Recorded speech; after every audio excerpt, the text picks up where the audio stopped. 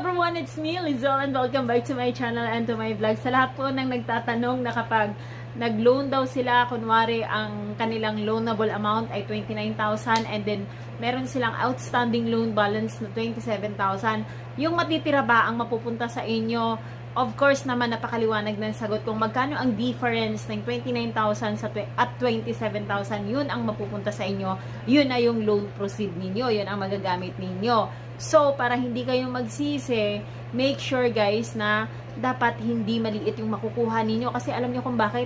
Dahil ang babayaran nyo kay Pag-ibig Fund, hindi lang naman kung magkano yung nakuha nyo, kundi kung magkano talaga yung 80% ng inyong total savings account. Kaya naman, paalala ko sa inyo, maganda kapag meron kayong mga virtual account kasi makikita ninyo doon kung magkano yung loanable amount ninyo. So, may panahon kayo makapag-isip, makapag-decide kung i-go nyo yung loan nyo o hindi.